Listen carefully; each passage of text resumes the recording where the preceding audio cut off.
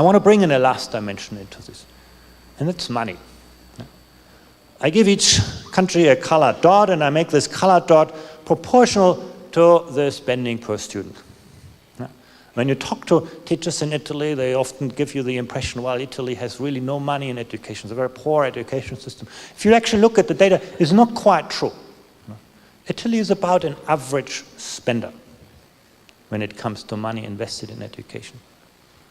The only difference is that the money in Italy doesn't arrive in the classroom. Much of the money. We're going to see into this, but if you look at this chart, and if you think that money tells you everything about the quality of an education system, you'll be disappointed. If that was true, you would find all the large bubbles at the top and all the small bubbles at the bottom. But in fact, what you spend only explains about 15% of the performance differences among countries. How countries spend their money is much, much more important. Let's have a look at this. One way in which you can spend money is to pay teachers well.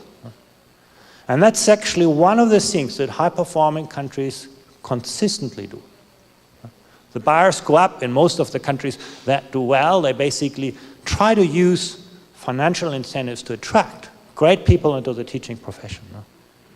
In Italy, the bar goes down. That is, Italian teachers are, as you well know, not so well paid. But it's not the only country. There are some other countries too. There's another way in which you can spend money, and that's basically instruction time. You can ask your students to sit in school for long hours. And that's true in Italy. Long school days are driving costs upwards. Low teachers' salaries are driving them downwards. And there's another way you can spend money, and that's basically invest in the profession. Also not very pronounced in Italy. And this is a fourth way of how you can spend money, and that is making classes smaller. That was the case in Italy about 10, 15 years ago. The main cost driver in Italy used to be very small classes. Italy used to have lots of quite poorly paid teachers in rather small classes. Today, that's no longer true. But when you look actually in countries like Korea or Finland, just to give you two examples here, you can see that these things do something different than Italy. They usually prioritize the quality of teachers, the quality of teaching over the size of classes. They try to attract the best people into the teaching profession. They pay them well. They give them very promising careers. They give them a work organization to collaborate. And they pay for this often with very large classes. And they don't necessarily, spend more. You can actually see Korea and Finland actually spend less than Italy. Something sort of we need to get into our minds is not the volume of spending, but often the way in which money is actually channeled into the classroom. So let's get back to the picture, and let's look at how things have changed over time. If you look at Italy, this is where Italy was 10 years ago. This is where Italy stands now. Italy belongs actually to the group of countries with the steepest improvement in learning outcomes. It's still not among the high-performing countries, but it's clearly on the right path. Something that is also very important to keep in mind. But it's not the only country. Look at Turkey. This is where Turkey stood.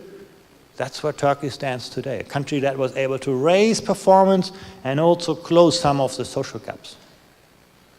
My country, Germany, and at the top end of the list, you can see Singapore and Shanghai. They were already very, very good, but they are becoming still better. Germany, moving upwards, but even more important, closing social gaps in very important ways. Poland, you're going to hear more about this.